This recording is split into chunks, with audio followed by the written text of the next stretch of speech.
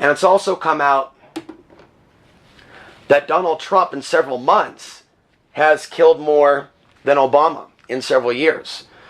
And there were many that actually died in Obama's last year at the hands of these drones. And so, you know, there's a spiritual reality that people are forgetting when it comes to the idea of treat others as you would have them treat you. And it's not just like, you know, the United States foreign policy with regards to those people over there that some people view as subhuman, a race of Muslims that must be wiped off the earth. Muslims aren't a race. When you hear talk like that, you're hearing ramp-ups for an ethnic genocide. And are we not seeing that now in Afghanistan, Iraq, Syria, Yemen, Somalia, where there's a recent strike as well? So these things are happening. And so now I bring you this from Mint Press News. Mainstream media still hyping the Muslim boogeyman. This is why under Barack Obama, there was anger at people like myself that were maintaining our anti-war stance and our skepticism about the wars being ended. Do you think that we live in a sane, mature, adult, progressive society where people take back their anger? No, they rather like their Trump or Obama cake and eat it too. And the people in this country fail on the left and right to see how their thinking patterns are similar. Under Obama, you don't like Obama? You're a racist. No, I don't want to hear about those drone attacks. You don't like a black man in power. Then you sit there and try to talk to a Donald Trump supporter and go, this person is also part of the same new world order. He's a globalist too. You're a liptard. You're butthurt because Hillary Clinton lost. And what is this obsession with the word butthurt? You even look at the language of those on the left and the right, and it's so violent. And then you see people calling for rape and murder. And I've seen it on the left and the right. I've seen the left say all Nazis in the ground. Just because someone votes a certain direction doesn't mean that you have a right to pick up a rock and bust his head open. But try telling that to Portland Antifa. And then you look at the other direction, and they're like, Trump protesters should be deported. They should literally be forced to live in camps. I don't recall people talking like this 4 years ago. The reason why people are talking like this now is because there's an AI system involved in social media that is behind this fight psychosis, right?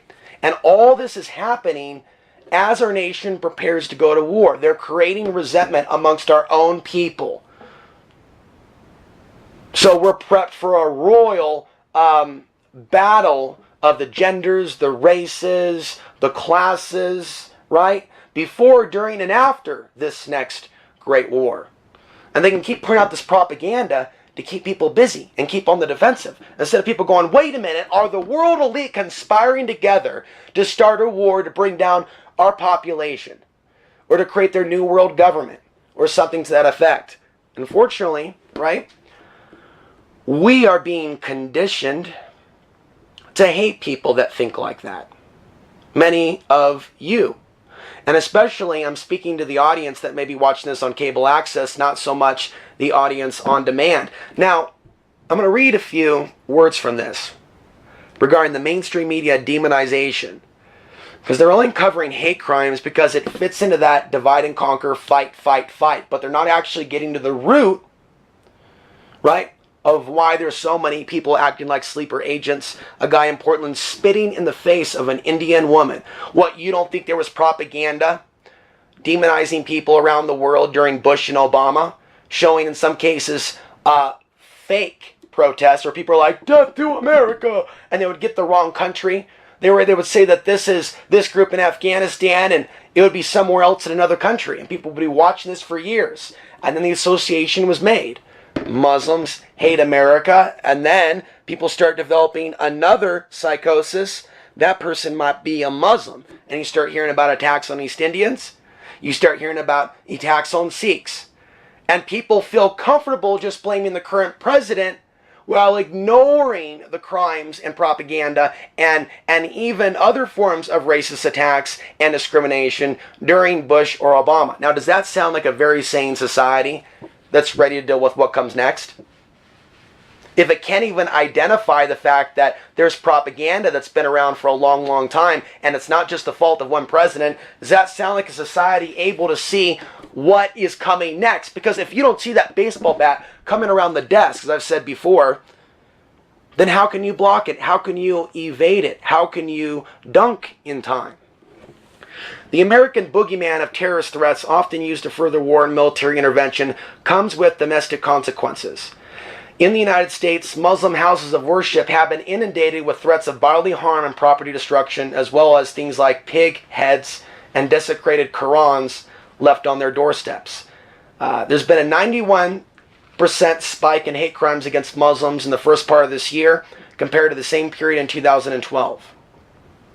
The role the media has played in stoking fears of a Muslim menace can't be discounted, especially when it comes to how they cover violence.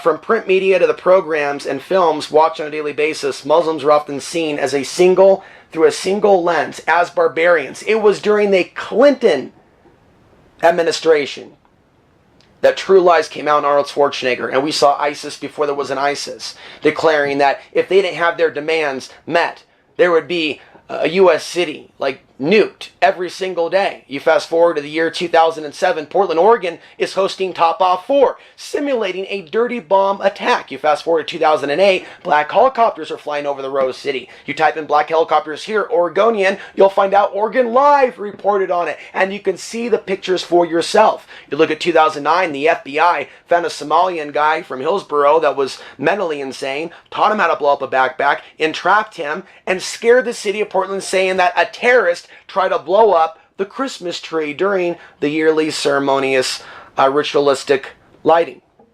Really very little to do with Christ or Christianity for that matter, but it was another way they can get through their JTTF.